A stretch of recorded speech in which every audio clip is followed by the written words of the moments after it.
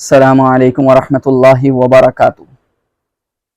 ناظرین، امید کرتے ہیں آپ تمام حضرات بخیر و عافیت ہوں گے۔ اللہ تبارک تعالیٰ کی بارگاہ اقدس میں دعا گو ہوں کہ اللہ تبارک تعالیٰ آپ کو سکون اور عافیت والی زندگی عطا فرمائے اور آپ کی تمام تر مشکلات کو آسانیوں میں تبدیل کرے اور آپ کو ایک عزت والی زندگی نصیب کرے۔ ناظرین، ہم نے گزشتہ ویڈیو میں ایک بات کہی تھی کہ ہم حزب البحر سے متعلق ویڈیو آپ کی خدمت میں پیش کریں گے، کیونکہ اکثر حضرات جانتے ہیں، خاص طور سے عاملین حضرات اور دیگر علماء حضرات بھی جو عاملین نہیں ہیں لیکن وہ بھی جانتے ہیں، وہ بھی واقف ہیں اس بات سے کہ حزب البحر کی زکوٰۃ ماہ سفر میں نکالی جاتی ہے۔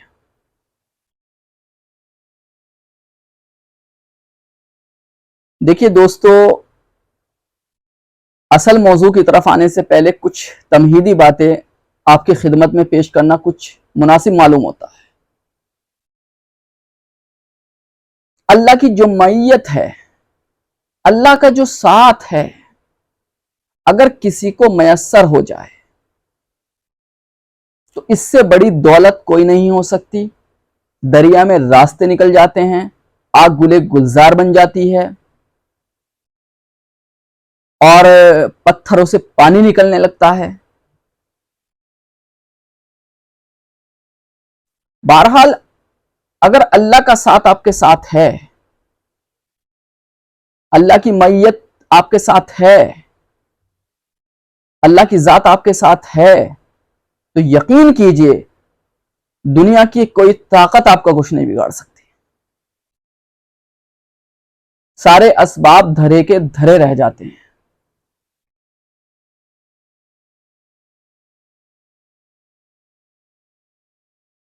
نبی کریم صلی اللہ علیہ وسلم جب حضرت ابوبکر صدیق رضی اللہ تعالی عنہ کے ساتھ ہجرت کے لیے نکلے مدینہ کے لیے، تو دشمنوں نے تعقب کیا۔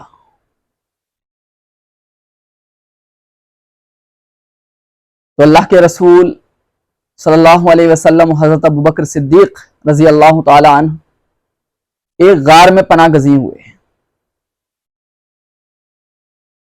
جس کا نام سور ہے، غار سور۔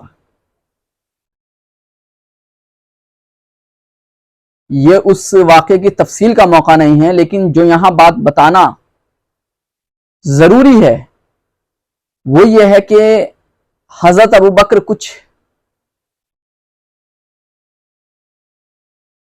فطری اعتبار سے ایک خوف زدہ ہوئے کہ دشمن دہانے پر کھڑے ہوئے ہیں اور ہمارا تعقب کر رہے ہیں اور ہمیں نقصان پہنچا سکتے ہیں۔ ظاہر سی بات ہے، ایک انسانی فطرت ہے، ان کے دل میں خوف پیدا ہوا۔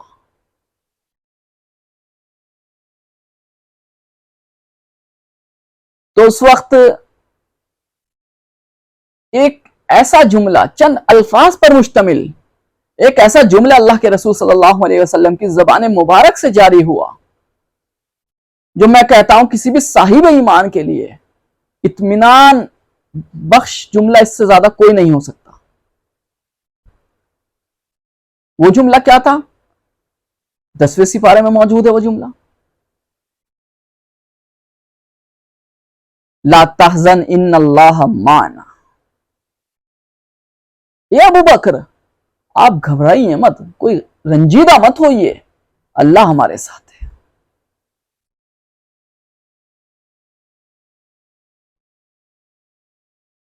اور دوستو آپ بھی جانتے ہیں یہ جملہ جو قرآن کریم میں قیامت تک کے لیے محفوظ ہو گیا، اس کی تلاوت کی جاتی ہے۔ ظاہر سی بات ہے یہ اللہ کے رسول نے اپنی طرف سے نہیں کہا تھا۔ ما ينطق عن الهوى ان هو الا وحی یوحی۔ اللہ کا رسول تو وہی کہتا ہے جو اس کو وحی ہوتی ہے اللہ کی طرف سے۔ تو گویا کہ اللہ کے رسول کو پتہ چل گیا تھا اللہ میرے ساتھ ہے، اس لیے انہوں نے حضرت ابوبکر صدیق سے بھی کہہ دیا گھبراؤ مت، اللہ ہمارے ساتھ ہے، آپ کو گھبرانے کی ضرورت نہیں ہے۔ تو دوستو یہ تھا توکل، یہ تھا اللہ کا ساتھ۔ الحمدللہ دشمنوں نے اللہ کے رسول صلی اللہ علیہ وسلم حضرت ابوبکر صدیق کے بال بھی باقی نہیں کر سکے.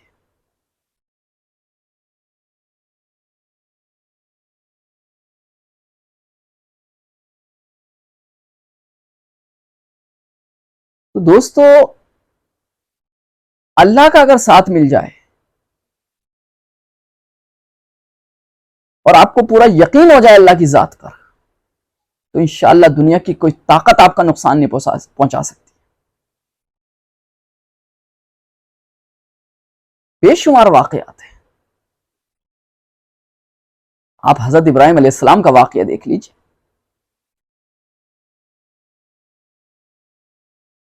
حضرت ابراہیم کے باپ نے اپنے سب کارکن وغیرہ سے کیا کہہ دیا تھا؟ ڈال دو, حرقوہ وانصروا آلہتکم ان کنتم فاعلین, ان کو آگ میں ڈال دو اور مدد کرو اپنے معبودوں کی, ان کو تباہ کرنے میں, ان کو جلانے میں, حضرت ابراہیم علیہ السلام کو جلانے میں. لیکن حضرت ابراہیم علیہ السلام کو اللہ پر پورا توکل تھا, پورا بھروسہ تھا, اور اللہ کا ساتھ نبی ایک حضرت ابراہیم علیہ السلام کے ساتھ ساتھ رہا ہوا. تو دوستو وہی آگ جو جلا دیتی ہے وہ حضرت ابراہیم علیہ السلام پر گلے گلزار بن گئی.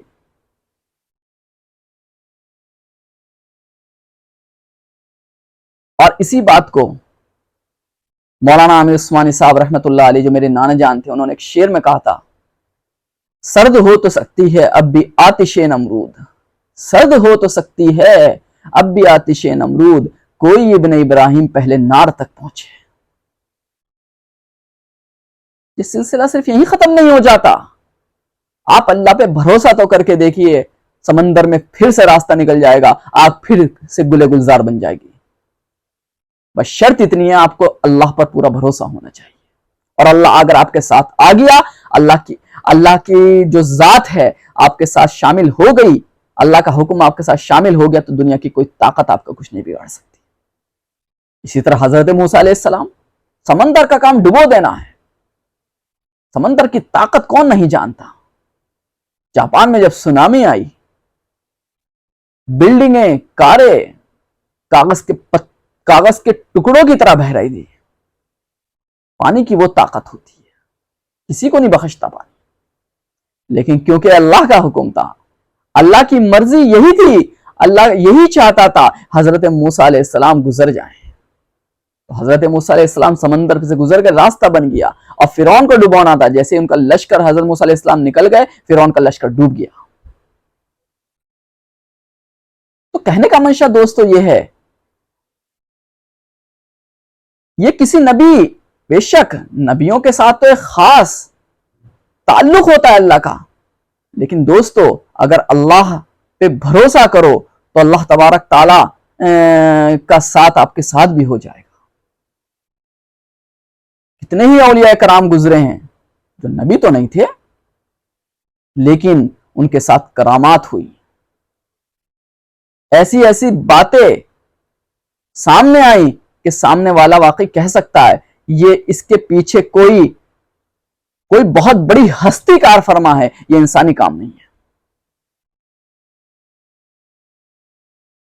مثلا ایک جگہ شیخ عبد القادر جیلانی رحمت اللہ علیہ کو بیان کرنا تھا, اور بارش کا موسم ہو گیا. اب سارے جو ان کے مریدین تھے بیان سننے کے لیے آئے تھے, اب سوچا کیا کریں, گھبرا گئے وہ. لیکن ظاہر سی بات ہے, شیخ عبد القادر جیلانی سید الاولیاء, اللہ کے اتنے بڑے ولی تھے وہ, تو ایسے میں کرامت کا ظہور کیسے نہ ہوتا. اللہ کی قدرت کے جلوے جو ہیں ایسے میں کیسے نظر نہ آتے. بہرحال جتنے حصے میں لوگ موجود تھے بیان کے لیے تشریف فرما تھے, وہاں بارش نہیں ہوئی, باقی حصے میں بارش ہوئی. تو دوستو کہنے کا منشا, گفتگو کا جو اصل منشا جو ہے, جو میں نے تمہیدی گفتگو کی ہے, اس کا یہی ہے کہ آپ اللہ پر اگر آپ کو بھروسہ کامل ہے، یقین کامل ہے آپ کو اللہ کی ذات پر، تو یقین کیجئے آپ کے ساتھ ایسے ایسے واقعات وقوع پذیر ہو سکتے ہیں جن کی آپ توقع بھی نہیں کر سکتے۔ آپ اللہ پہ بھروسہ تو کر کے دیکھیں، اللہ ہم سے کتنے قریب ہے، خود قرآن کریم میں کہہ دیا نحن اقرب الیہ من حبل الورید، ہم تو شہرک سے بھی زیادہ قریب ہیں۔ آپ اللہ کو اپنا بنا کر تو دیکھو، پھر دیکھو سارے اسباب، ظاہری اسباب بالائے طاق رکھے رہ جائیں گے، آپ کی مدد کیسی ہوتی ہے۔ بہرحال دوستو، اصل موضوع کی طرف آتے ہیں کہ آج ہمارا جو گفتگو کا جو موضوع ہے وہ ہے حزب البحر۔ دیکھیے آگے بڑھنے سے پہلے حزب البحر کی ہم تعریف کہہ دیں۔ حزب البحر کا مطلب ہوتا ہے دریا کی جماعت۔ قرآن کریم میں یہ لفظ استعمال ہوا ہے الا ان حزب اللہ هم المفلحون، سنو خبردار، اللہ کی جماعت ہی فلاح ہوگی۔ اللہ کی جماعت، جو اللہ کی جماعت سے مراد صاحب ایمان لوگ جو اللہ پر، اللہ کے رسولوں پر، اللہ کی کتابوں پر یقین کامل رکھتے ہیں، وہی کامیاب ہونے والے ہیں۔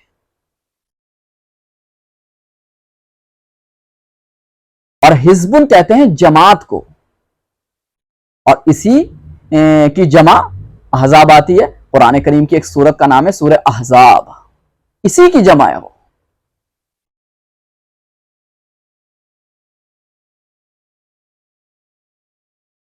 تو دوستو حزب کے معنی آتے ہیں جماعت کے، اور بحر کے معنی دریا، اس کی جمع بہار آتی ہے وَإِذَا الْبِحَارُ فُجِّرَتْ، جب دریائے پھاڑ دیے جائیں گے سارے۔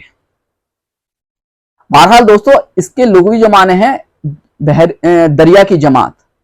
اب بہرحال اس حزب البحر کو حزب البحر اس طور پر بھی کہہ سکتے ہیں کہ اس میں جس بزرگ کا میں آپ کے سامنے ذکر کرنے جا رہا ہوں وہ اپنے مریدین کے ساتھ دریا کا سفر کر رہے تھے، تو اس کو اس لیے حزب البحر کہا جا سکتا ہے۔ اس کی وجہ تسمیہ یہ بھی ہو سکتی ہے، اور اس کی وجہ تسمیہ یہ بھی ہو سکتی ہے اس کو حزب البحر اس لیے کہا جاتا ہے کیونکہ اس وقت ان کی مدد کرنے کے لیے، یعنی ان بزرگ کی مدد کرنے کے لیے، ان کے مریدین کی مدد کرنے کے لیے، اور ان کی جہاز کو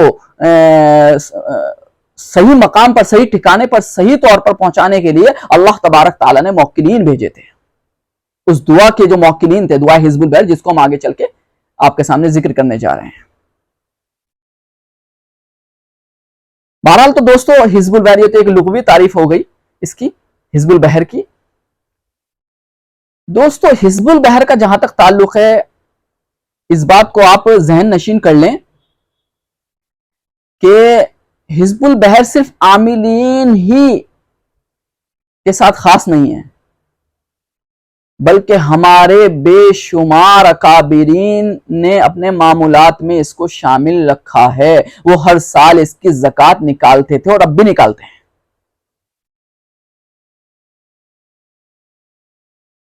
اس کی وجہ یہ ہے کہ اس کی تاثیر، اس کی جو طاقت ہے حزب البحر کی، اگر میں یہ کہوں تو کوئی غلط نہ ہوگا کہ اس کی تاثیر کو الفاظ میں بیان کرنا محال ہے، تقریباً ناممکن ہے۔ اگر آپ اس کے عامل بن جائیں اور اللہ تبارک تعالیٰ آپ کو اس عمل میں، اس کی زکوٰۃ میں، حزب البحر کی زکوٰۃ میں کما حق کامیابی عطا کر دے، تو یقین کیجئے آپ کو دنیا کی ایک بہت بڑی دولت آپ کے ہاتھ میں آ جائے گی،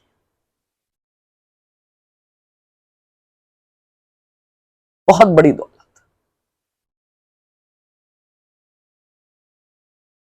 تو دوستو حزب البحر بہت اہم دعا ہے۔ اب اس کا شان نزول سمجھیے، حزب البحر کی تاریخ کیا ہے، اس کا شان نزول کیا ہے، یعنی اللہ کی طرف سے یہ جو دعا ہے، جو الہام ہوئی تھی ایک بزرگ کے اوپر، وہ بزرگ کون تھے اور اس کی تاریخ کیا ہے۔ دوستو ایک بزرگ گزرے ہیں، اللہ کے ولی، نیک بندے، شیخ ابو الحسن شاذلی رحمت اللہ علیہ۔ ان کو اللہ کی طرف سے حج کی سعادت نصیب ہوئی، انہوں نے حج کا ارادہ کیا۔ اب ظاہر سی بات ہے آج کل تو فلائٹ کے ذریعے حج پہ چلے جاتے ہیں، 4 گھنٹے میں جدہ پہنچ گئے دلی سے۔ مختلف شہروں سے جائیں گے، 10-15 منٹ آدھے گھنٹے کا آگے پیچھے کا مسئلہ رہے گا، لیکن 4 گھنٹے 4.5 گھنٹے میں آپ کسی بھی ملک سے تقریباً پہنچ جائیں گے۔ کچھ ملک ہیں جہاں پہ تھوڑا وقت زیادہ لگ جاتا ہے، بہرحال اب تو فلائٹ سے بہت آسان سفر ہو گیا۔ پہلے لوگ حج ہے نا بحری جہاز سے کرتے تھے، یعنی دریا کے ذریعے، سمندر کے ذریعے جاتے تھے حج کرنے۔ ظاہر سی بات ہے اب ان کو حج کرنا تھا، شیخ ابو الحسن شاذلی رحمت اللہ علیہ کو حج کرنا تھا، تو اب ظاہر سی بات ہے ایک جہاز کی ضرورت ہوئی۔ انہوں نے اپنے مریدوں سے کہا کہ حج کی طرف سے اللہ تبارک تعالیٰ کی اجازت ملی ہے، ہمیں سعادت نصیب ہوئی ہے، ہمیں حج کرنا ہے، کسی جہاز کا انتظام کریں۔ کسی جہاز کا انتظام نہیں ہو سکا سوائے ایک بوڑھے عیسائی کے، اس کے پاس جہاز تھا، بہرحال وہ اسی میں سوار ہو گئے اپنے مریدین کے ساتھ۔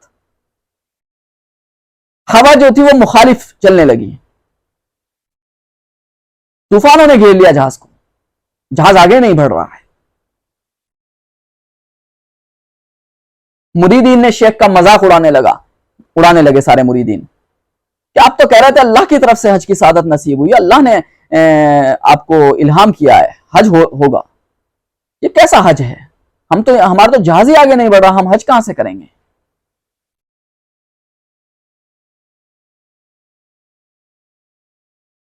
خیر مریدین کی باتوں سے وہ دل برداشتہ نہیں ہوئے، بلکہ انہوں نے صبر و ضبط کا مظاہرہ کیا۔ اسی طرح وہ سو گئے۔ اللہ تبارک تعالیٰ نے انہیں الہام کیا۔ کیا الہام کیا؟ یہی دعائے حزب البحر کا الہام کیا۔ دوستوں آگے بڑھنے سے پہلے ایک بات یاد رکھیں، ایک ہوتا ہے الہام، ایک ہوتا ہے کشف۔ الہام کسے کہتے ہیں؟ وہ خیر کی باتیں جو انسانی قلب کے اوپر بغیر کسی جد و جہد، بغیر کسی کسب کے طور پر، بغیر کسی محنت کے طور پر اللہ کی طرف سے انسانی قلب پر اترتی ہیں، اسے الہام کہتے ہیں۔ اس سے اوپر کا درجہ جو ہوتا ہے وحی کا ہوتا ہے۔ وحی کا ظاہر سی بات ہے، وحی جو ہے وہ خاص ہے انبیاء کرام کے ساتھ، وہ کسی انسان پر نہیں ہوتی۔ وحی کا جو نزول ہوتا ہے وہ صرف اور صرف انبیاء کرام کے ساتھ خاص ہے۔ انبیاء کرام کے بعد وحی کا سلسلہ ختم ہو چکا، لیکن الہام کا سلسلہ باقی ہے، وہ اللہ کے نیک بندوں کو ہوتا ہے۔ میں ایک واقعہ یہاں اسی ضمن میں بتاتا چلوں الہام کے طور پر۔ والد محترم محسن ملت استاد العامرین مولانا حسن الہاشمی صاحب نور اللہ مرقدہ ایک دفعہ اجمیر شریف، معین الدین چشتی رحمت اللہ علیہ، اجمیر شریف کی درگاہ میں وہاں بیٹھے ہوئے تھے، تشریف فرما تھے صحن میں، آنگن میں، کہ کوئی نورانی شخصیت والد محترم سے ہاتھ ملانے آئی اور ہاتھ ملا کے مصافحہ کر کے غائب ہو گئی۔ تو والد محترم کے جو ارد گرد لوگ بیٹھے ہوئے تھے، تو انہوں نے باقاعدہ اٹھ کر والد صاحب سے سوال کیا کہ حضرت یہ بھی کوئی نورانی شخصیت تھی اور آپ سے ہاتھ ملایا، مصافحہ کیا اور غائب ہو گئے، کہ کوئی جنات وغیرہ تھے، کیا تھے حضرت یہ؟ خیر والد صاحب نے کہا میں نہیں جانتا، واللہ عالم۔ والد صاحب بیت تھے مولانا مکرم صاحب، اب ان کا انتقال ہو گیا، مولانا مکرم صاحب رحمت اللہ علیہ سنسار پور والے۔ تو والد صاحب نے ان سے آ کے اپنے شیخ سے ذکر کیا، حضرت ایسا ایسا ماجرا ہوا ہے، میں اجمیر شریف میں آنگن میں بیٹھا ہوا تھا اور میرے ساتھ یہ واقعہ ہوا ہے، ایک نورانی شخصیت آئی، مصافحہ کیا اور غائب ہو گئے۔ آخر میں سمجھا نہیں حضرت، وہاں لوگوں نے مجھ سے سوالات بھی کیے، میں جواب دے نہیں سکا کیونکہ میں خود نہیں جانتا تھا آخر یہ کون شخصیت تھے جو غائب ہو گئے۔ تو مولانا مکرم صاحب نے فرمایا کہ بیٹا وہ جو شخصیت تھے معین الدین چشتی رحمت اللہ علیہ تھے۔ تو والد محترم نے فرمایا حضرت کہاں میں، کہاں معین الدین چشتی؟ انہوں نے کہا نہیں، تمہاری زندگی کا مقصد بھی خدمت خلق ہے اور ان کی زندگی کا مقصد بھی خدمت خلق تھا، اس لیے وہ آپ سے مصافحہ کرنے آئے تھے۔ یہ واقعہ میں نے اس سے ذکر کیا کہ انہی مولانا مکرم صاحب کے بعد جب والد صاحب بیعت کرنے گئے تھے، دیکھیے اللہ والوں کے اوپر بڑی خاص نظر ہوتی ہے اللہ تعالیٰ کی۔ والد صاحب جب ان کے پاس بیعت کرنے گئے تھے مولانا مکرم صاحب کے پاس، تو انہوں نے ہاتھوں ہاتھ بیعت بھی کر لیا تھا اور خلیفہ خلافت بھی دے دی تھی۔ تو جو ان کے بیٹے تھے اب تو ان کا انتقال ہو گیا، جو ان کے جانشین بننے جا رہے تھے ان کا انتقال ہو چکا تھا. اس وقت وہ موجود تھے، وہ برابر میں بازو میں کھڑے تھے جب والد صاحب کو انہوں نے خلافت دی، مولانا مکرم صاحب رحمۃ اللہ علیہ نے.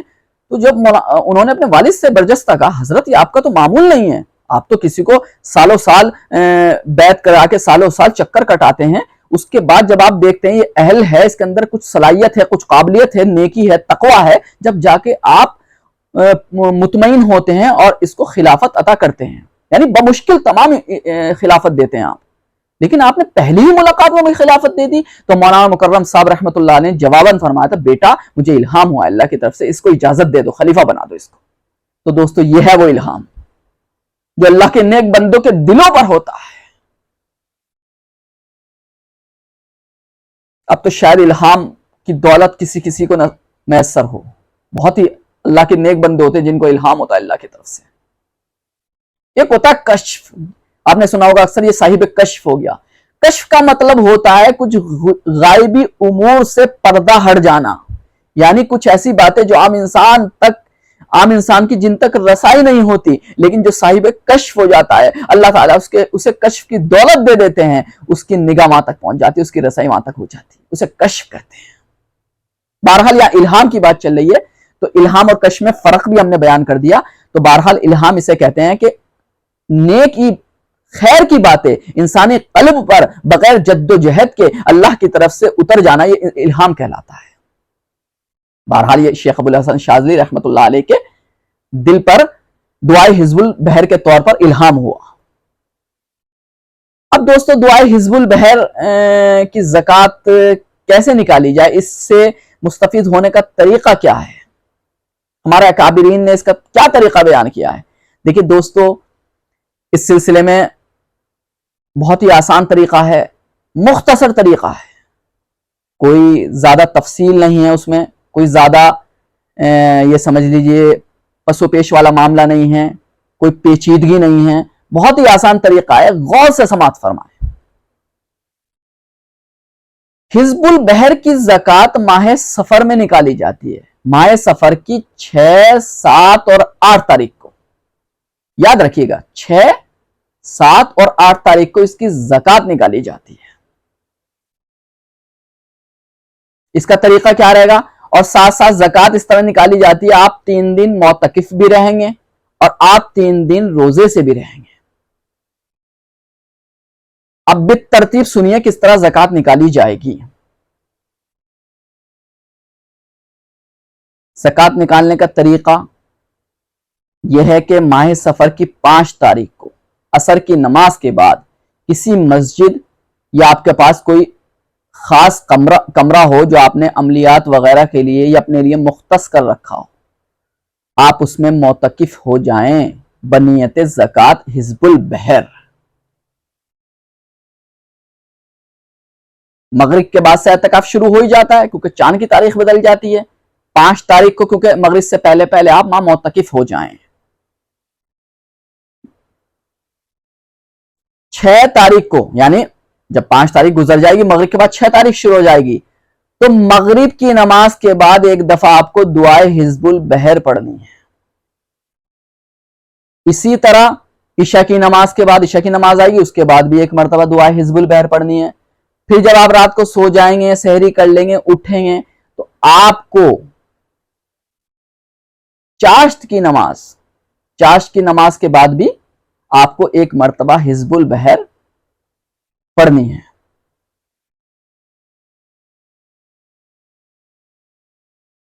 چاشت کی نماز کے بعد بھی آپ کو دعائے حزب البحر پڑھنی ہے.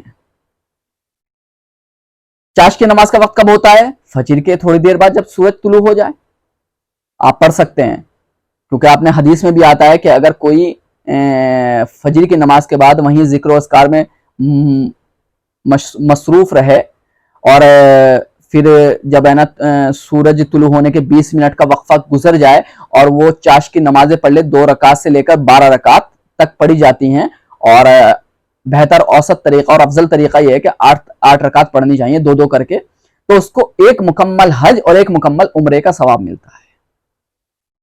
بہرحال دوستو یہ تو ایک الگ مسئلہ ہو گیا، لیکن یہاں پہ آپ کو ہے نا ایک 3 مرتبہ پڑھنی ہے. ایک تو مغرب کی نماز کے بعد، ایک عشاء کی نماز کے بعد، اور ایک چاشت کی نماز کے بعد. پھر دن گزر جائے گا، پھر افطار کریں گے آپ شام میں، پھر وہی مغرب کے بعد آپ کو دعائے حزب البحر، پھر عشاء کے بعد، پھر اگلے دن پھر آپ وہی چاشت کی نماز کے بعد دعائے حزب البحر پڑھیں گے. پھر پورا دن گزر جائے گا 7 تاریخ کا. رات کو آپ کیا کریں گے؟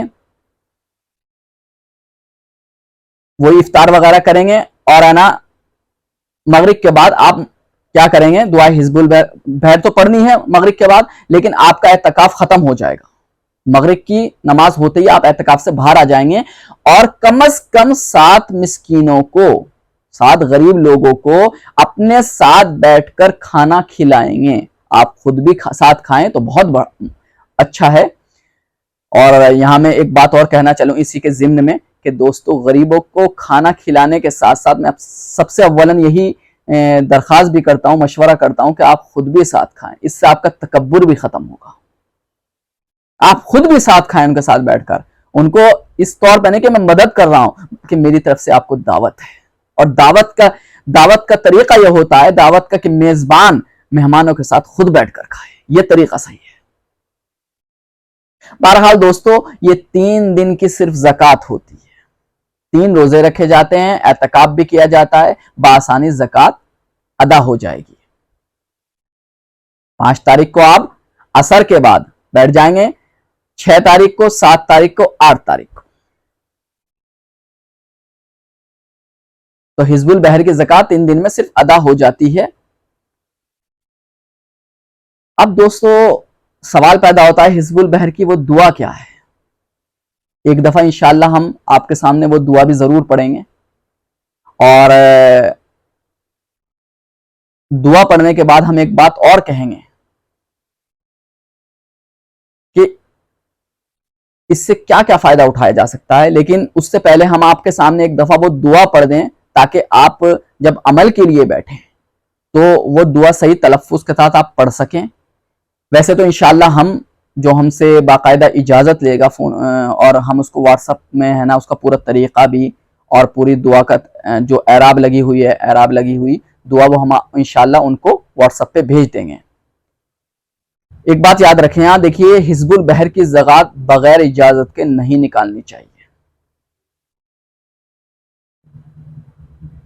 حکیم الامت مولانا اشرف علی تھانوی رحمت اللہ علیہ کو اس دعائے حزب البحر کی جو اجازت دی تھی وہ ان کے شیخ امداد اللہ مہاجر مکی صاحب رحمت اللہ علیہ نے دی تھی. اور امداد اللہ مہاجر مکی صاحب رحمت اللہ علیہ کو جو اجازت ملی تھی وہ شیخ ابو الحسن شاذلی رحمت اللہ علیہ کے خلفاء سے ملی تھی.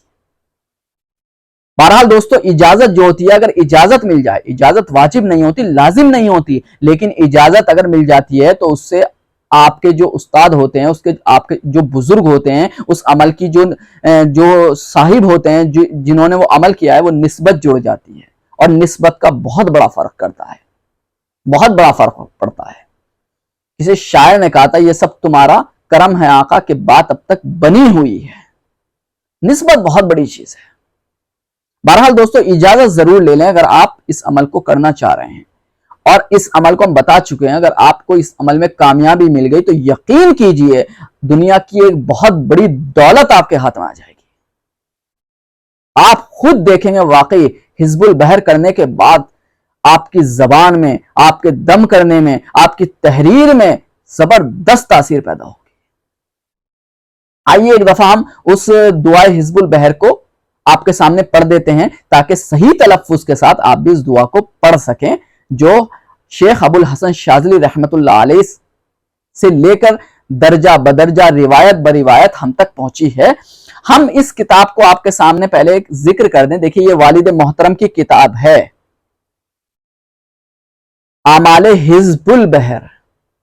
اس کتاب کو آپ انشاءاللہ ہم سے منگا بھی سکتے ہیں. میں اس کتاب میں موجود ہی عبارت کو آپ کے سامنے ایک دفعہ پڑھ دیتا ہوں اور طریقہ بھی سمجھا دیتا ہوں کہ کیا کرنا ہے.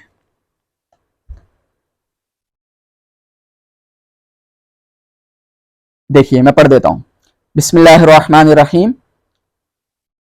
یا علی یا عظیم या हलीमु या अलीमु अंत रब्बी व इल्मुका हस्बी फनिअमर रब्बु रब्बी व निअमल हस्बु हस्बी तंसुरु मन तशा व अंतल अजीजुर रहीम नसअलुकल इस्मा फिल हरकाति वस सकनाति वल कलिमात वल इरादाति वल खतराति मिनज़ ज़ुनूनि वश शुकूकी वल अवहामि वस सातिरति लिल क़ुलूबि अन मुतालअतिल ग़ुयूबि फ़क़द इब्तुलियल मुअमिनून व ज़ुलज़िलू ज़िलज़ालन शदीदा। जब इस इबारत पर पहुंचे वज़ुलज़िलू ज़िलज़ालन शदीदा तो शहादत की उंगली को आप आसमान की तरफ उठाएं, 3 दफा कहें वज़ुलज़िलू ज़िलज़ालन शदीदा वज़ुलज़िलू ज़िलज़ालन शदीदा वज़ुलज़िलू ज़िलज़ालन शदीदा। इसके बाद आप वइज़ यक़ूलुल मुनाफ़िक़ून वल्लज़ीना फ़ी क़ुलूबिहिम मरदुन मा वअदनल्लाहु व रसूलुहु इल्ला गुरूरा फसब्बितना, 3 बार कहें फसब्बितना फसब्बितना फसब्बितना वंसुरना। और मतलब को अपने जहन में रखें, जब ये दोनों इबारतें आप 3-3 मरतबा पढ़ें फसब्बितना वंसुरना वंसुरना वंसुरना, तो अपना जो भी मतलब है जो उसको जहन में रखें आप। इसके बाद वसख्खिर लना हाज़ल बहर कमा सख्खरतल बहर लिसय्यिदिना मूसा अलैहिस्सलाम व सख्खरतन नारा लिसय्यिदिना इब्राहीम अलैहिस्सलाम व सख्खरतल जिबाल वल हदीद लिसय्यिदिना दाऊद अलैहिस्सलाम व सख्खरतल रियाह वश्शयातीन वल जिन्न लिसय्यिदिना सुलैमान अलैहिस्सलाम व सख्खिर लना कुल्ल बहरिन हुवा लक फिल अर्दि वस समा वल मुल्क वल मलकूत व बहर दुनिया व बहर आखिरा व सख्खिर लना कुल्ल शै या मन बियदिही मलकूत कुल्ल शै। काफ हा या ऐन साद। जी दोस्तों, जब आप यहां पहुंचे काफ हा या ऐन साद, दोनों हाथों की उंगलियां, वालिद साहब लिखते हैं दोनों हाथों की उंगलियां चुंगलियां, यानी चुंगलियां इसे बोलते हैं, जिसको अरबी में खिंसर बोलते हैं। सबसे छोटी जो उंगली होती है इसे हम कन्नी उंगली के नाम से जानते हैं। तरतीबवार बंद करें, कन्नी उंगली से बंद करें। किस तरह? यह तरीका है। तो तरतीबवार, पहले सबसे छोटी, फिर बड़ी, फिर ये, फिर ये, फिर ये, खिंसर, बिनसर, वुस्ता, सबाबा, इब्हाम। और दूसरी मरतबा फिर आप एक और दफा पढ़ेंगे काफ हा या ऐन साद।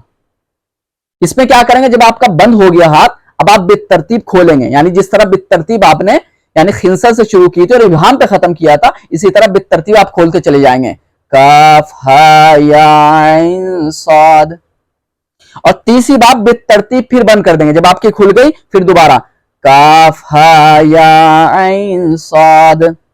पहली दफा बंद करते वक्त अपनी दुनियावी मुराद, देखो वालिद साहब लिखते हैं आगे, पहली मर्तबा जब बंद करें आप अपनी दुनियावी मुराद को पूरा होने का ख्याल करें। आपके जहन में कोई भी दुनियावी मुराद है, आपका कारोबार का मसला है, आपकी बच्चे औलाद की शादी वगैरह का मसला है, या आपकी कर्ज की अदायगी का मसला है, या आपकी सेहत का मसला है, यानी दुनियावी उमूर, यानी ऐसे उमूर जो दुनियावी जिंदगी से ताल्लुक रखते हैं, उन उमूर का ख्याल कब करना है, जब आप पहली वक्त अपनी दुनियावी पहली वक्त जब काफ हा या ऐन साद पढ़ें तो दुनियावी जो उमूर हैं उनको पूरा होने का ख्याल आप रखें। और खोलते वक्त, यानी जब खोलें, जब आप, मैंने बताया ना 3 मरतबा पढ़ना है काफ हा या ऐन साद। पहली मरतबा तो आपको बंद करनी है उंगलियों को, दूसरी मरतबा खोलनी है, तो उस वक्त आपको यह आलम बरज़ख का ख्याल रखना है। ठीक है ना, आलम बरज़ख का ख्याल रखना है। देखो 3 तरह के आलम होते हैं, एक आलम दुनिया, एक आलम बरज़ख, एक आलम अरवाह। इंसान दुनिया में जीता है, जब इंतकाल हो जाता है तो आलम बरज़ख में चला जाता है, फिर अभी क़यामत आएगी तो क़यामत के दिन उठाया जाएगा, उसको आलम आखिरत कहा जाता है। बहरहाल आलम बरज़ख का ख्याल रखे तो इंशाअल्लाह जो कब्र वगैरह का, अल्लाह ना करे अगर अजाब वगैरह, तो उससे इंशाअल्लाह निजात मिलने की पूरी पूरी उम्मीद बल्कि यकीन रहेगा, पूरा होने का ख्याल। और तीसरी दफा बंद करते वक्त काफ हा या साद ऐन, मैंने कहा ना कि तीसरी मरतबा जब बंद करें तो उस वक्त ख्याल रखें, वालिद साहब लिखते हैं अपनी आखिरत की मुरादों का, कि अल्लाह तबारक ताला मुझे आखिरत यानी आखिरत में अपने नेक बंदों के साथ उठाए। वहशुरना यौमल क़ियामत इंद मा इबादिक सालिहीन। हम अक्सर दुआ में कहते हैं ना, अल्लाह तबारक ताला हमें क़यामत के दिन, हिसाब के दिन अपने नेक बंदों के साथ उठाना। तो इसको अल्फाज से कहने की, जबान से कहने की कोई जरूरत नहीं है, बस उसका ख्याल रखें जब तीसरी मरतबा पढ़ें। अब जाहिर सी बात है आपके हाथ क्या है, बंद करते हुए, जब आपने बंद कर लिया अब दोबारा खोलने का वक्त आएगा, वो क्या आएगा, आगे इबारत वालिद साहब लिखते हैं उनसुना फइन्नका खैरुन नासिरीन। दोनों चुंगलियां खोल दें। अब दोनों हाथ का काम रहेगा, दोनों हाथों की बंद थी ना, दोनों हाथ बंद थे, अब दोनों हाथ खोल लें। دونوں ہاتھ بند تھے نا آخری مرتبے میں، اب دونوں ہاتھوں کی چنگلیاں کھول لیں. پھر اس کے بعد پڑھیں وَافْتَحْ لَنَا فَإِنَّكَ خَيْرُ الْفَاتِحِينَ، دونوں دوسری جگہ انگلیاں کھول لیں، برابر والی انگلیاں کھول لیں. اس کے بعد وَاغْفِرْ لَنَا فَإِنَّكَ خَيْرُ الْغَافِرِينَ، اب یہ والی انگلیاں کھول لیں. اور وَارْحَمْنَا فَإِنَّكَ خَيْرُ الرَّاحِمِينَ، اب یہ والی انگلیاں دونوں کھول لیں. یعنی ابہام رہ گیا، خالی خنصر بھی ہو گئی، بنصر بھی ہو گئی، وسطی بھی ہو گیا، اور سبابہ بھی ہو گئی انگلیاں، اب صرف ابہام رہ گئے. اب وہ کھولیں گے یہ والی عبارت پڑھ کے وَارْزُقْنَا فَإِنَّكَ خَيْرُ، یہ بند تھی نا، یہ ساری کھل گئی، یہ بند ہے. اب یہ والی بھی کھول لیجئے وَارْزُقْنَا فَإِنَّكَ خَيْرُ الرَّازِقِينَ، دونوں انگوٹھے کھول لیں. تو دوستو بہت آسان طریقے سے آپ سمجھ گئے ہوں گے کہ کاف ہا یا عین صاد پر طریقہ بالکل بتا دیا گیا. دونوں ہاتھوں کی انگلیاں ترتیب وار بند کرنی ہے دونوں ہاتھوں کی. پھر دوسری مرتبہ جب کاف ہا یا عین صاد پڑھیں گے تو ترتیب وار کھولنی ہے. پھر تیسری مرتبہ بند کر دی ہے ترتیب وار کاف ہا یا عین صاد کہہ کر. پھر ہر آیت کے اوپر ایک ایک انگلی، دونوں ہاتھوں کی ایک انگلی بالترتیب کھولتی چلے جانے ہیں. پھر اس کے بعد آگے کی عبارت پڑھنی ہے وَاحْفَظْنَا فَإِنَّكَ خَيْرُ الْحَافِظِينَ وَاهْدِنَا وَنَجِّنَا مِنَ الْقَوْمِ الظَّالِمِينَ وَهَبْ لَنَا مِن لَّدُنكَ رِيحًا طَيِّبَةً كَمَا هِيَ فِي عِلْمِكَ وَانشُرْهَا عَلَيْنَا مِن خَزَائِنِ رَحْمَتِكَ. جب آپ یہ کہیں وَانشُرْهَا عَلَيْنَا فِي خَزَائِنِ رَحْمَتِكَ تو آسمان کی طرف اپنی نگاہیں کر لیں، متوجہ ہو جائیں اس طرف، آسمان کی طرف، یعنی اللہ تبارک تعالیٰ اپنی رحمت کے خزانے ہمارے اوپر ڈال دے. وَاحْمِلْنَا بِهَا حَمْلَ الْكَرَامَةِ مَعَ السَّلَامَةِ وَالْعَافِيَةِ فِي الدِّينِ وَالدُّنْيَا وَالْآخِرَةِ إِنَّكَ عَلَى كُلِّ شَيْءٍ قَدِيرٌ اللہم یسر لنا امورنا. جب آپ اس عبارت پہ پہنچیں اس کتاب میں اللہم یسر لنا امورنا، امور کہتے ہیں معاملات کو، تو آپ کے جو بھی معاملات ہیں چاہے وہ دنیا کے ہوں چاہے وہ آخرت سے متعلق ہوں، تو اپنے ان معاملات کا ان کو تصورات میں رکھیں، ان کو خیالات میں اپنے رکھیں کہ اللہ تبارک تعالیٰ ان کی تکمیل ہو جائے، چاہے وہ قرض کی ادائیگی ہو، چاہے وہ صحت کا مسئلہ ہو، چاہے وہ اولاد کی شادی کا مسئلہ ہو، چاہے ترقیات کا مسئلہ ہو، یا اپنے صحت وغیرہ کا مسئلہ، جو بھی معاملات ہو اپنے ان معاملات میں آسانی کے لیے آپ اس کو ذہن میں رکھیں اور 3 مرتبہ کہیں اللہم یسر لنا امورنا مع الراحة لقلوبنا وأبداننا والسلامة والعافية في ديننا ودنيانا وكن صاحبنا في سفرنا وخليفة في أهلنا واطمس على وجوه أعدائنا. پھر وہی عبارت کہ 3 مرتبہ آپ کو یہ پڑھنا ہے واطمس على وجوه أعدائنا، کہ میرے دشمن کے چہرے خراب ہو جائیں، خاک آلود ہو جائیں، برباد وہ مٹ جائیں، بگڑ جائیں. واطمس على وجوه أعدائنا 3 مرتبہ. دیکھیں دوستو آپ کو یاد رکھیے جو یہ دایاں ہاتھ ہے، دایاں ہاتھ ویڈیو میں آپ کو یہ بایاں دکھ رہا ہوگا لیکن دایاں ہاتھ، اس لیے میں بول رہا ہوں دایاں، ویڈیو میں الٹا دکھتا ہے. تو دائیں ہاتھ کی مٹھی کو جب آپ یہ پڑھیں وَاطْمِسْ عَلَىٰ وُجُوهِ أَعْدَائِنَا تو اس طرح کریں، اس طرح کھولیں زمین کی طرف، جب مٹی پھینکتے ہیں نا، کسی چیز پر خاک ڈال دیتے ہیں، کہتے ہیں چھوڑو اس کام کو، تو اس انداز سے کرنا ہے آپ کو. وَاطْمِسْ عَلَىٰ وُجُوهِ أَعْدَائِنَا 3 مرتبہ وَاطْمِسْ عَلَىٰ وُجُوهِ أَعْدَائِنَا. اس کے بعد وَامْسَحْهُمْ عَلَىٰ مَكَانَتِهِمْ، اس میں کیا کرنا ہے 3 بار بائیں ہاتھ کی مٹھی بند کر کے وَاطْمِسْ عَلَىٰ وَامْسَحْهُمْ عَلَىٰ مَكَانَتِهِمْ وَامْسَحْهُمْ عَلَىٰ مَكَانَتِهِمْ وَامْسَحْهُمْ عَلَىٰ مَكَانَتِهِمْ. آگے فلا يستطيعون المضي ولا المجيء الينا ولو نشاء لطمسنا على اعينهم فاستبقوا الصراط فانا يبصرون ولو نشاء لمسخناهم على مكانتهم فما استطاعوا مضيا ولا يرجعون. پھر یاسین کریم شروع ہو جاتی ہے، یاسین والقرآن الحکیم انك لمن المرسلين على صراط مستقيم تنزيل العزيز الرحيم لتنذر قوما ما انذر اباؤهم فهم غافلون لقد حق القول على اكثرهم فهم لا يؤمنون انا جعلنا في اعناقهم اغلالا فهي الى الاذقان فهم مقمحون وجعلنا من بين ايديهم سدا ومن خلفهم سدا فاغشيناهم فهم لا يبصرون. اس کے بعد شاہت الوجوہ 3 مرتبہ پڑھنا ہے، شاہت الوجوہ شاہت الوجوہ. دیکھیں جب شاہت الوجوہ جب آپ پڑھیں یہ جو عبارت ہے اس میں دیکھیے یہ جو ہے اسے زمین پہ مارنا ہے، پشت کو، ہاتھ کی جو پشت ہوتی ہے ان دونوں کو 3 مرتبہ پڑھ کے زمین پہ اس طرح مارنا ہے. شاہت الوجوہ شاہت الوجوہ شاہت الوجوہ 3 مرتبہ زمین پر مارنا ہے. للحی القیوم وقد خاب من حمل ظلما، یہ بھی 3 مرتبہ پڑھنا ہے. وقد خاب من حمل ظلما وقد خاب من حمل ظلما وقد خاب من حمل ظلما. طاسین میم. جب دیکھیں دونوں ہاتھوں کی انگلیوں کو ترتیب سے بند کریں، دیکھیں پھر وہی بات آ گئی ہے کہ جب تاسین میم یہ دونوں کو تاسین 3 مرتبہ پڑھنا ہے. تاسین 3 مرتبہ تاسین 3 مرتبہ نہیں پڑھنا، اس کو صرف 1 مرتبہ پڑھنا ہے. تاسین اور تاسین میم दोनों हाथों की उंगलियों को तरतीब से वही बंद करना है, तासीन तासीम मीम, तरतीब से बंद करना है। और फिर उसके बाद है हा मीम आइन सीन काफ, दोनों हाथों को तरतीब से उंगलियों को खोलना है। अभी आपने बंद कर दिया था, तासीन और तासीन मीम पर बंद कर दिया था, अब इसको तरतीब से खोलना है। हा मीम आइन सीन काफ, इसको तरतीब से खोल देना है।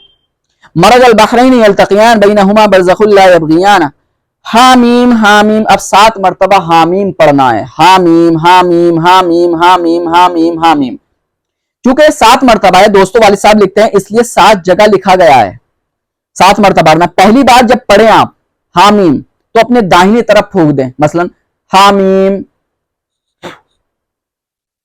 और दूसरी बार जब आप हामीम पढ़ें तो अपने बाएं तरफ फूंक दें हामीम, और तीसरी मरतबा जब पढ़ें तो अपने सामने फूंक दें हामीम, और जब चौथी मरतबा पढ़ें तो पीछे की तरफ फूंक मार दें, दम कर दें हामीम, और जब पांचवी मरतबा पढ़कर ऊपर की तरफ दम कर दें, फूंक मार दें हामीम, और जब नीचे हामीम हफ्तुम पर दोनों हाथों में छठी बार, यानी जब छठी बार आप पढ़ें तो यानी छठी बार जब हामीम कहें तो आप नीचे की तरफ दम कर दें हामीम, और 7वीं मरतबा दोनों हाथों पर पढ़कर अपने चेहरे और बदन पर सर से पांव तक ला दें, मल लें।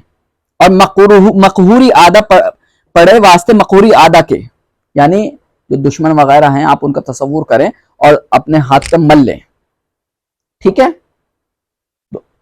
7वीं मरतबा जब हामीम कहें तो यूं दम करके अपने अच्छी तरह पूरे बदन पे मल लें, तो ये हामीम ये 7 मरतबा हो गया, ठीक है। उसके बाद इबारत है हुम्मल अम्रु वजा नस्रु फअलैना ला यंसुरुना हामीम तंजीलुल किताब मिनल्लाहिल अज़ीज़िल अलीम गाफिरिज़ ज़ंबि व क़ाबिलित तौबि शदीदिल क़ाबिलित तौल ज़ित्तौल ला इलाहा इल्ला हुवा इलैहिल मसीर बिस्मिल्लाहि बाबुना तबारक हिजाना यासीन सक़फ़ुना काफ हा या ऐन साद। दाएं हाथ, देखिए फिर वही बात आ गई है, काफ हा या ऐन साद, हा या ऐन साद, दाएं हाथ की उंगलियां तरतीब से बंद करेंगे, काफ हा या ऐन साद तरतीब से बंद करेंगे। किफायतुना हामीम ऐन सीन काफ, तरतीब से हामीम ऐन सीन काफ पे तरतीब से उंगलियां दोबारा खोल देंगे, हामीम ऐन सीन काफ तरतीब से खोल देंगे। हिमायतुना फसयकफीकहुमुल्लाह व हुवस समीउल अलीम सित्रुल अर्शी, उसके बाद है सित्रुल अर्शी मसबूलन अलैना व ईनुल्लाहि नाज़िरतुन इलैना बिहौलिल्लाहि ला यक़दिरु अलैना, 7 मरतबा दोस्तों ये इबारत 7 मरतबा पढ़नी है। सित्रुल अर्शी मसबूलन अलैना व ईनुल्लाहि नाज़िरतुन इलैना बिहौलिल्लाहि ला यक़दिरु अलैना, किस कदर खूबसूरत जुमला है, कितना इत्मीनान बख्श, दिल को ताकत तक़वियत देने वाला जुमला है। कि देखिए इबारत का तर्जुमा सुनिए, उससे पता चलेगा आपको कितना मसलन मौसिल जुमला है। सित्रुल अर्शी, कि अल्लाह तबारक ताला का जो अर्श है उसका जो पर्दा है वो हमारे ऊपर लटका हुआ, यानी रहमत नाजिल हो रही है, और ईनुल्लाहि नाज़िरतुन, अल्लाह ताला की तवज्जो जो है, निगाह खास है वो हमारी तरफ ही मुतवज्जे है, और अल्लाह की मदद से बिहौलिल्लाहि ला यक़दिर, कोई हम पर गालिब नहीं आ सकता। 7 मरतबा बहरहाल इस इबारत को पढ़ना है। वल्लाहु मिन वराइहिम मुहीत बल हुवा कुरआनुम मजीद फी लौहिम महफूज फल्लाहु खैरुन हाफिज़न व हुवा अरहमुर राहिमीन, ये सूरह यूसुफ की आयत है, इसको भी 7 मरतबा पढ़ना है। इन्ना वलियल्लाहु अल्लज़ी नज़्ज़लल किताब व हुवा यतवल्ला सालिहीन, ये आयत भी 7 मरतबा पढ़नी है। हस्बी अल्लाहु ला इलाहा इल्ला हुवा अलैहि तवक्कलतु व हुवा रब्बुल अर्शिल अज़ीम, ये आयत भी 7 मरतबा पढ़नी है। बिस्मिल्लाहि, ये हदीस के अल्फाज हैं, बिस्मिल्लाहिल्लज़ी ला यज़ुर्रु मा इस्मिही शैउन फिल अर्दि वला फिस समाई व हुवस समीउल अलीम, ये इबारत भी, ये दुआ भी जो अल्लाह तबारक ताला के रसूल सल्लल्लाहु अलैहि वसल्लम से मनकूल है, ये दुआ भी आपको 7 मरतबा पढ़नी है, मशहूर दुआ है। इसके बाद ला हौला वला कुव्वत इल्ला बिल्लाहिल अलीय्यिल अज़ीम, ये ला हौला वला कुव्वत इल्ला बिल्लाहिल अलीय्यिल अज़ीम भी 7 मरतबा पढ़ना है। व सल्लल्लाहु तआला अला खैरि खल्क़ि मुहम्मदिन व आलिहि व अस्हाबिहि अजमाइन बिरहमतिका या अरहमर राहिमीन। दोस्तों ये तो हो गई दुआए हिज़्बुल बहर, जिसका पढ़ने का पूरा तरीका मैं एराब हमने आपके सामने पेश कर दिया। तो दोस्तों हमने सिर्फ इसलिए दुआ को पढ़ दिया ताकि आप सही तलफ़्फ़ुज़ के साथ पढ़ सकें, क्योंकि हमारे वीडियो को हम कई मरतबा कह चुके हैं बात के आमिलीन हजरात के अलावा आम लोग भी देखते हैं, और वो लोग भी देखते हैं जो आलिम नहीं है, हाफिज नहीं है, तो इसलिए हमने पूरी इबारत को पढ़ दिया, लेकिन फिर भी हमारी वीडियो देखकर हिजबुल बहर से मुतालिक जो सवालात आए या इजाजत लेने का मसला हो या कोई चीज समझ में नहीं आ रही हो, तो आप डिस्क्रिप्शन में मौजूद नंबर पर राब्ता कर लें और इंशाअल्लाह हम आपको पूरी तफसील फराहम कर देंगे। हम फिर वही कहेंगे, इस दुआ में सही कामयाबी, अगर आपको मुकम्मल कामयाबी हासिल करनी है तो इजाजत के बगैर बिल्कुल शुरू ना करें।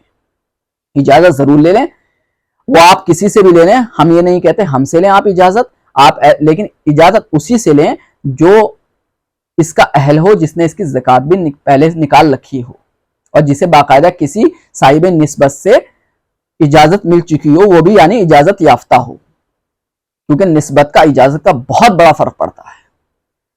तो दोस्तों, आज की वीडियो बड़ी तवील हो गई, लेकिन क्योंकि अहम वीडियो थी, मैं समझता हूं कि रूहानी अमलियात की दुनिया में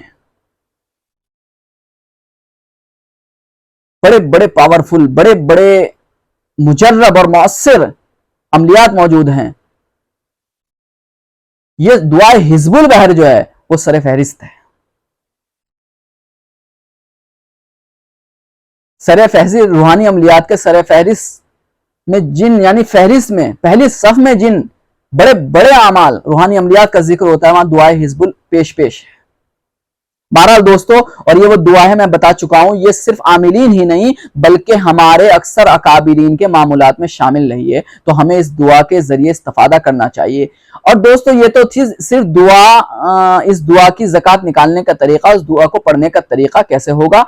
अब मसला रहता है कि इस दुआ के जरिए हम इस्तिफादा कैसे कैसे कर सकते हैं। इस सिलसिले में भी अकाबिरीन ने इस दुआ के मुख्तलिफ जुज के जरिए फायदा उठाने के तरीके बयान किए हैं। वालिद मोहतरम की ये जो किताब है आमाल हिजबुल बहर, तफसील के साथ इसमें वो आमाल लिखे हुए हैं। लेकिन इंशाअल्लाह जल्द ही मुस्तकिल एक वीडियो बनाएंगे जिसमें हिजबुल बहर से मुतालिक जो आमाल होंगे वो जिक्र करेंगे इंशाअल्लाह। फिलहाल इतना ही, दुआओं में याद रखें। अस्सलामु अलैकुम व रहमतुल्लाहि व बरकातहू।